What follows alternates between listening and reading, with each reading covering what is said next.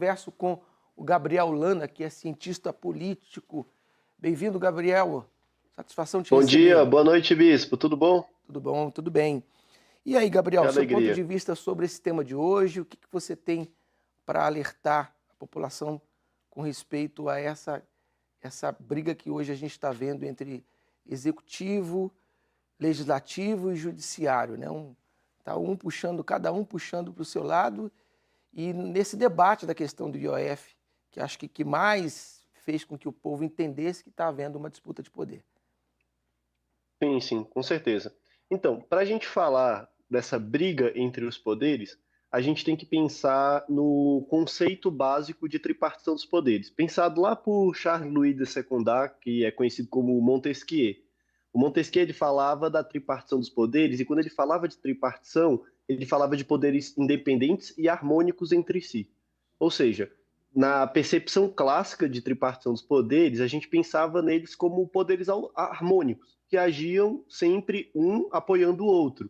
E aí você tem uma série de mecanismos dentro dos estados que permitem que nenhum deles invadam as competências.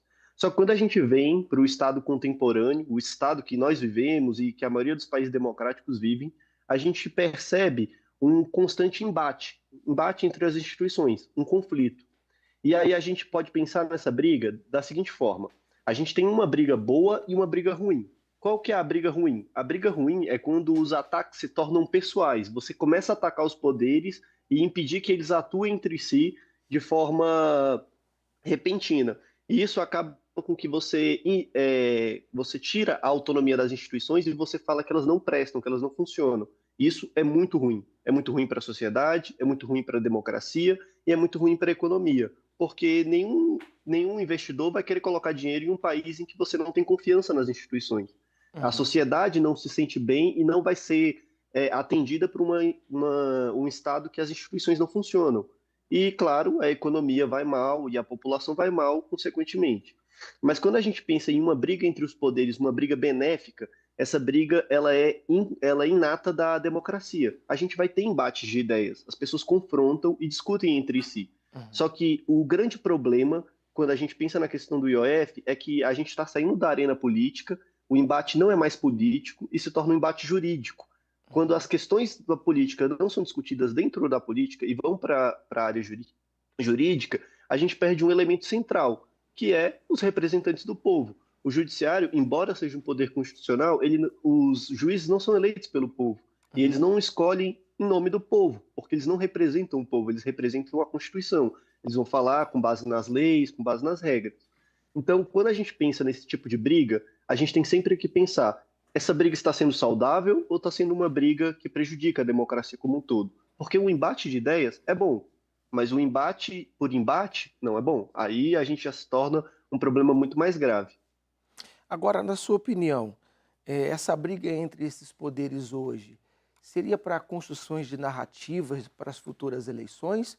Ou será que É, realmente eles estão disputando alguma coisa em prol e benefício do povo? sim. Ó, quando a gente faz uma análise política, a gente sempre tem que pensar num contexto geral. E aí a gente entra nessa questão das eleições. Aí você fala, pô, mas as eleições é em 2026, em agosto, tá muito longe. Uhum. Que a gente está falando de eleição agora? É porque a eleição é em agosto, mas os arranjos políticos eles são feitos antes. E aí qual é o cenário do executivo hoje? O executivo hoje se vê com uma popularidade baixa e quando você é impopular, as pessoas não querem estar do seu lado. Sim. E aí isso cria um outro problema que é a questão da governabilidade. É mais difícil governar quando ninguém quer estar do seu lado.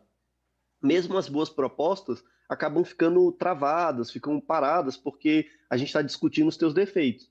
E aí, quando a gente pensa nessa questão do IOF, claro que tem um contexto político, com certeza tem um contexto político. O governo está construindo uma narrativa de embate social, guerras entre classes, onde ele se sente mais confortável de batalhar. Já o Congresso está pensando em austeridade fiscal, uma economia melhor, está pensando em reajuste, porque isso é um campo que é melhor para ele trabalhar também. Só que aí a gente entra nessas questões e acaba indo para o judiciário, que é onde as coisas não ficam tão boas, né? Mas sim, tudo isso é construído com base nas eleições, com base nos arranjos políticos, e tudo isso, no final das contas, é política, né? Sim. Agora, Gabriel, então, para a gente desfechar aqui e com chave de ouro a sua participação, na sua opinião, quando acontece essa disputa, essa briga entre os poderes, quem sofre, na sua avaliação como cientista político, é o povo, a democracia ou a economia? Com certeza é o povo, porque todos os outros indicadores vão ser afetados, mas esses indicadores afetam justamente o povo. A democracia é feita para o povo e a economia é feita para o povo. E quando os dois vão mal, o povo que vai mal, a gente que se dá mal. Uhum. Não importa se vai ser a decisão do STF vai ser IOF para o governo ou vai suspender o decreto do Congresso. Não. No final das contas, os prejudicados somos nós. Vamos pagar mais impostos? O nosso Estado vai continuar gastando muito? Isso com certeza vai acabar nos prejudicando de alguma forma. Seja na hora que a gente for comprar alguma coisa no mercado, as coisas vão estar mais caras, ou seja na hora que chegar no final do mês e eu vou ter que tirar uma parcela maior do meu dinheiro para pagar de imposto. Tá bom. Gabriel, muito obrigado pela sua participação, foi bastante esclarecedora. Seja sempre bem-vindo aqui no Fala Que Eu Discuto. É isso, eu fico muito feliz de poder participar, tá? É uma grande oportunidade para mim. Tá certo. Sempre que precisarem, podem contar comigo, que eu estou aqui para compartilhar um pouquinho do que eu sei. Obrigado.